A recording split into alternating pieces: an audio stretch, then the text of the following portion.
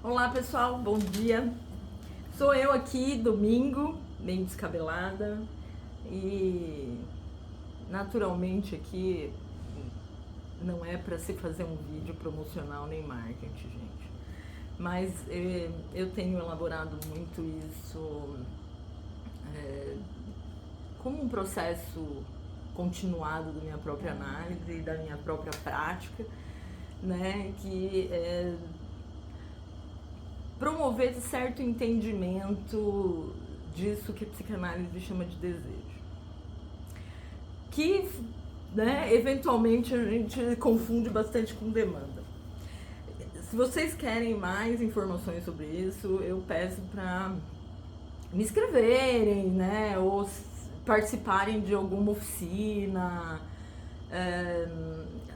No último encontro que eu tive na escola de Teresina, eu falei um pouco sobre isso, mas eu não me oponho em falar mais e talvez até gravar. Não sei, eu não sou muito fã desse negócio de vídeo, né? Não sei se vocês viram que deve ter pouquíssimos no meu Insta. Mas, enfim, estamos aqui, né? Domingo de manhã, eu com meu violãozinho novo. Eu realmente não tenho um enquadro legal aqui pra vocês verem tudo, né? Eu não pretendo mostrar pra vocês que eu já sei tocar, porque eu comecei muito agora, né? Acho que essa daqui deve ser uma sexta, sétima aula, né, que eu fiz. Eu tenho regularmente treinado, né? Não vou dizer pra vocês que eu sou essa pessoa super disciplinada que faz todos os dias, mas eu tenho tentado fazer todos os dias, né? Pelo menos os acordes que eu aprendi. E isso não é uma aula de música, tá, gente? É mais uma expressão minha, né? Uma vontade mesmo de compartilhar, principalmente quem me acompanha aqui, que é da psicanálise, né? Ou pessoas que fazem análise e começaram a se interessar um pouco pela psicanálise enquanto uma prática, né? Uma teoria. Talvez aí pretensos futuros psicanalistas, né? Lacan era o cara que dizia isso, né? Que toda análise corre-se o risco de formar um analista, né? E eu queria compartilhar isso com vocês porque foi algo assim que marcou minha trajetória de vida, no sentido de que eu sempre gostei muito de música. Não sou afinada, não canto bem, não tem nada disso, tá? Não sou um talento aí que foi desperdiçado. Mas eu sempre gostei muito de música. Gostei tanto de música que ao meu redor sempre houveram musicistas, né? Eu já passei por 2 casamentos e essas 2 pessoas, elas eram musicistas, tocavam violão, guitarra, baixo, né, bateria. Tive muitos amigos, né, que também tocavam. Cheguei a morar com um amigo que era pianista e violinista, né, e eu realmente morro de saudade, assim, porque ele treinava realmente todo dia, né, então ele tocava piano todos os dias e o violino. Eu peguei ele no início do violino, então eu passei por aquela fase onde é difícil escutar, né, o violinista, mas assim mesmo era uma coisa que me agradava profundamente, né, ouvi-los. Né? A mãe desse meu amigo, ela também tocava vários instrumentos musicais, a gente sempre estava lá na casa dela. Tive vários amigos mesmo que tocavam violão, baixo, guitarra. Conheci vários que tiveram banda, tem um primo que teve uma banda, né? Foi tocar no meu aniversário de 17 anos, se eu não me engano, né? Foi, sabe, tipo, aqueles aniversários de garagem. Foi uma coisa muito legal. Eu lembro que naquela época a bateria de um dos rapazes, né, que tocou, ficou na minha casa acho que por uns 3 meses, né, porque ele não ia buscar. E meu pai tocava bateria, assim, né, quer dizer, ele ia lá e brincava com a bateria, né. Mas, de qualquer forma, né, isso sempre circulou muito na minha vida e eu sempre quis, de fato, eu queria aprender a tocar violão. Mas eu nunca nem tentei, tá, gente? na minha cabeça eu contava uma história pra mim que era assim: eu não tenho coordenação motora. Eu vivo me falando isso desde que eu me conheço por gente, tá, gente? Me baseio talvez em alguns eventos muito esporádicos, tá, da minha vida. Contudo, o que eu vou dizer é apenas uma memória muito fragmentada, né? Então eu não saberia dizer pra vocês assim, nossa, isso se comprovou mesmo que você é descoordenado? Não tenho muita certeza não, mas eu escutei muito isso eu posso dar certeza pra vocês que eu escutei muito quanto eu era atrapalhadinha, né, quanto eu era um pouco dispersa e, sabe, enfim, né. Lembro de uma memória, inclusive, que isso já levei pra análise há muito tempo, né, da minha avó dizendo que a bonequinha bonitinha não tinha que ficar só de enfeite, porque se eu brincasse eu ia destruir ela. Então, os brinquedos que eles deixavam eu brincar eram tipo o Fofão, né, a Peposa, não sei se vocês vão lembrar disso, mas os ursinhos, assim, né, tipo esses brinquedos, assim, mais brutos, sei lá, né. Os brinquedinhos mais delicados me parece que eram meio proibidos pra mim porque eu era muito... talvez me falte aqui uma palavra, mas enfim, o que era justificado pra mim é que eu ia acabar quebrando, né? E aquilo era bem bonitinho, eu tinha que cuidar e tal, né? Eu não era cuidadosa, digamos assim. E daí eu também fui crescendo falando que eu não tinha coordenação motora. E então muitas coisas eu percebi só em análise que eu fui deixando.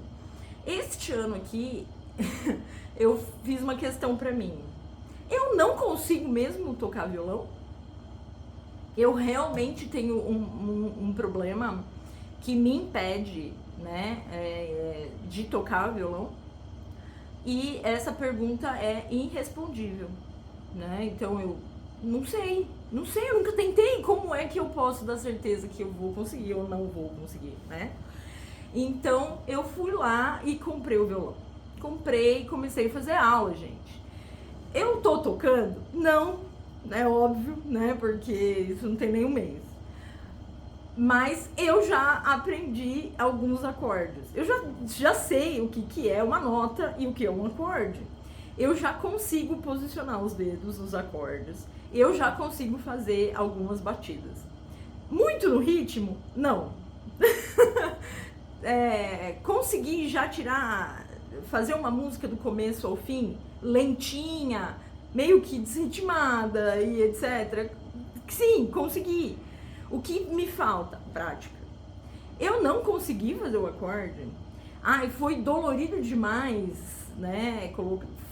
Dói, tá? Dói, as pontinhas dos dedos doem, isso é fato. Ela já tá começando a ficar mais sensível, sinto que o calo está chegando. Me prometeram, inclusive, que quando os calos chegarem, tudo ficará melhor.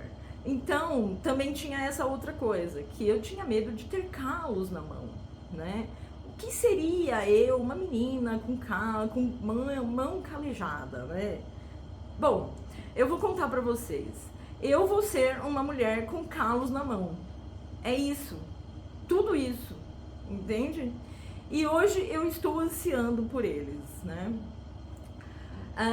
O que eu quero dizer pra vocês é que o maior cárcere que a gente vive tá na nossa cabeça.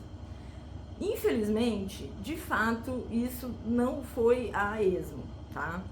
Algumas pessoas falaram coisas que elas pensavam do mundo. Inclusive, elas contaram pra gente como elas viam o mundo. E elas fizeram declarações, inclusive, das suas impossibilidades. Essas pessoas foram pessoas muito importantes na nossa vida, tipo pai, mãe, avós, né, professores que nós admiramos. Anyway, né, várias pessoas. Elas disseram coisas a partir do universo delas, inclusive a partir da própria fantasia delas, né? Inclusive a partir da fantasia que elas tinham de nós, né? E também a partir do próprio recalque, tá, gente? Isso era verdade? Eu posso garantir para vocês que não, tá? E eu vou garantir isso para vocês baseado numa coisa: ninguém pode dizer para você quem você é. E isso fica valendo também para psiquiatria, tá? E para a própria psicologia, tá bom? Tipo, então, duvidem um pouco, assim, se vocês foram simplesmente diagnosticados e disseram para vocês: olha, você tem um transtorno de personalidade, ou você tem um transtorno de humor, ou você tem um transtorno de neurodesenvolvimento, né? Eles só estão dizendo para você assim: olha, existe uma particularidade no seu funcionamento. Eu gosto de ler isso a partir da psicanálise. Ele está dizendo apenas que você é um ser singular, que tem uma percepção do mundo a partir de quem você é e de como você se relaciona. O problema é que você aprendeu a se relacionar com outras pessoas. Você, inclusive, aprendeu a se relacionar a partir de uma coisa que a gente chama de linguagem, a partir de um idioma, né? E eu posso garantir para você que a língua também te ajudou a se posicionar como sujeito nesse mundo. Então, eu vou convidar você a fazer aquela coisinha básica que o Descartes fez, né? E começar a duvidar. Duvide de tudo que você pensa sobre você até hoje. Não importa quem disse, não importa, inclusive, se você não lembra quem disse isso, mas comece a repensar tudo que você fala sobre você, né? Que você pode ou não pode, ou que você é apto ou não. Comece a duvidar. E se existe uma vontade, né, dentro de você de ir lá e desafiar a lei, vá lá e desafie a lei, né? Essa lei que eu tô dizendo, autoimposta aí, né, pelos seus pensamentos, ou às vezes uma sensação que você tem. Você nunca realmente elaborou um pensamento sobre isso, mas você tem uma sensação que aquilo não é para você. Você simplesmente dispensa antes de tentar, né?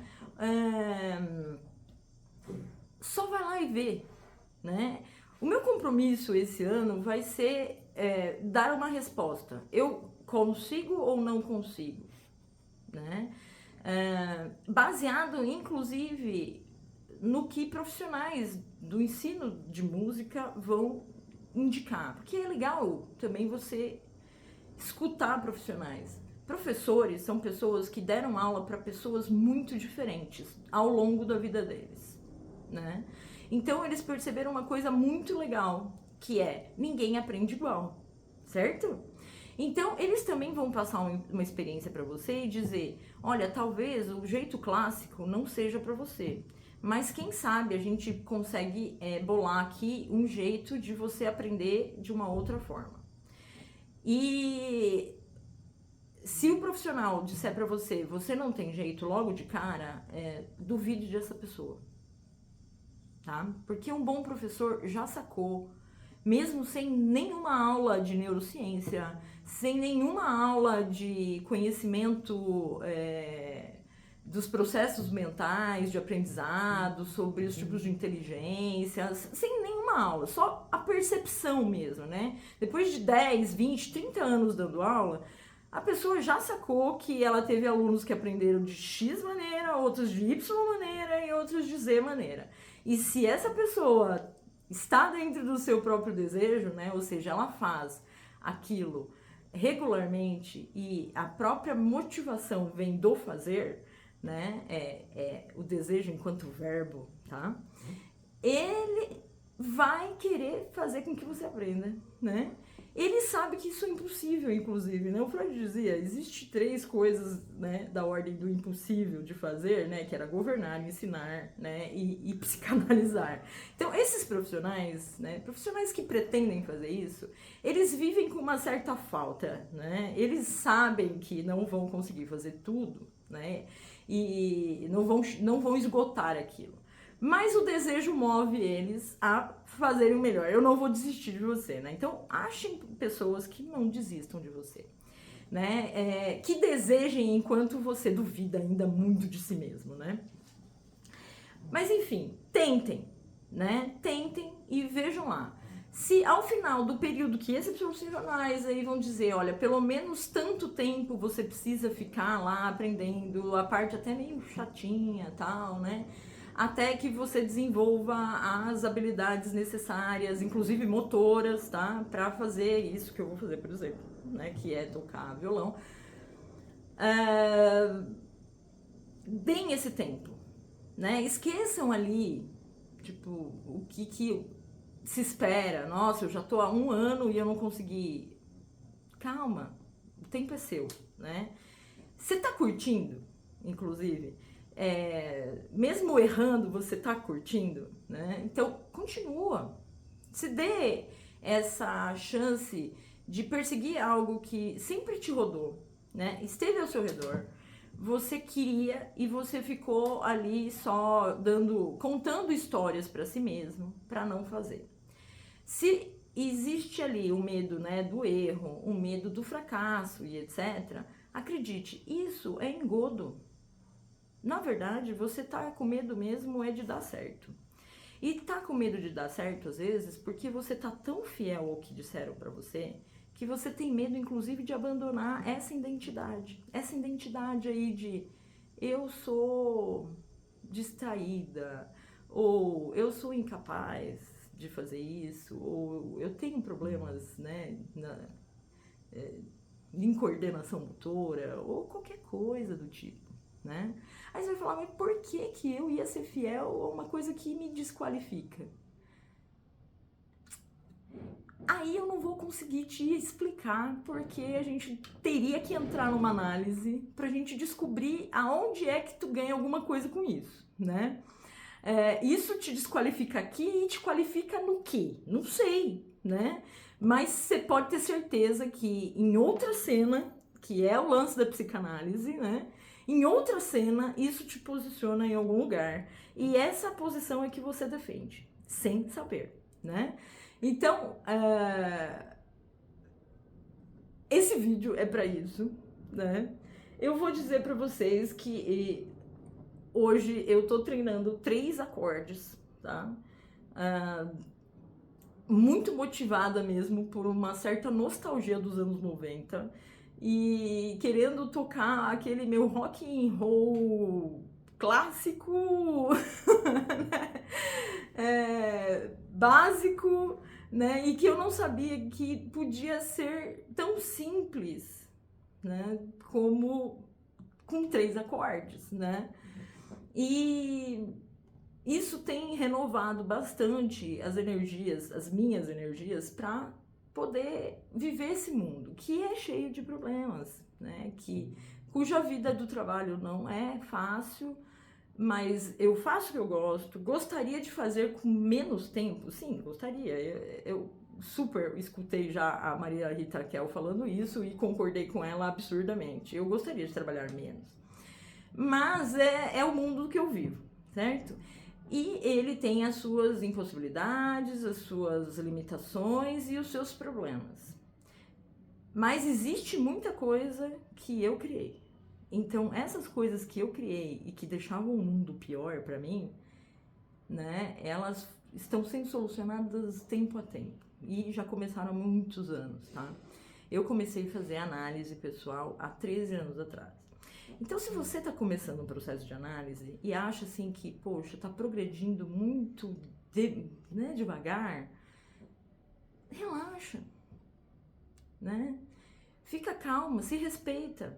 Você vive o modo de relação desse jeito a sua vida inteira, né? Isso é tudo que você sabe sobre você até hoje. É difícil abandonar, mas tudo bem, né?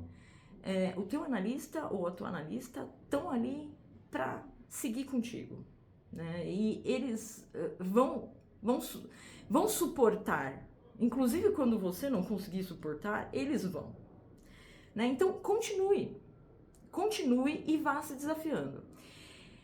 E você que é profissional da psicanálise e fica com tanto medo, né, de que parece que as coisas não estão indo, eu não tô falando isso da minha cabeça, tô falando isso da minha prática, mas eu tô falando isso porque eu realmente acreditei nas palavras do Freud. Ele dizia, é assim, você precisa desenvolver, né, uma certa paciência, mas isso também vem do seu processo de análise. Quando você percebe que você também precisou do seu tempo. E esse tempo, gente, não é da ordem de Cronos, né? Acho que o Lacan entendeu muito bem sobre a questão do tempo lógico. E esse tempo está ligado à mitologia de Kairos, né? Vamos lá, dá um Google, né? Domingo, tal, vamos ver quem foi esse tal de Kairos, né? O que isso significa, né? E vocês vão perceber que o tempo da mente consciente, disso que a gente chama de eu, e disso que é cognitivo, né? É isso que a gente trabalha lá quando vai num médico, num comportamentalista, num fonoaudiólogo, numa nutricionista, né? E etc. É algo que pode estar assim, né? Regulado ali pelo relógio, ou pretende estar regulado pelo relógio. E também faz parte de uma certa prática, né, que a gente inventou enquanto humano para fatiar, né, a vida. Mas que o inconsciente ele trabalha num outro tempo. Num tempo que não está associado a esse tipo de coisa, ele não é para ser prático, nem objetivo, muito menos conveniente. Ele apenas é. Quanto mais a gente consegue fazer um balanço, né, entre esse tempo e o tempo cronológico, melhor, com certeza, vai ser a nossa vida. O equilíbrio perfeito existe? Basicamente, eu vou dizer para vocês, bom, se tem, me apresentem, né? Porque eu não sei o que é um equilíbrio perfeito. Eu acredito que a filosofia vem procurando respostas para isso desde os tempos imemoriáveis, a psicologia também.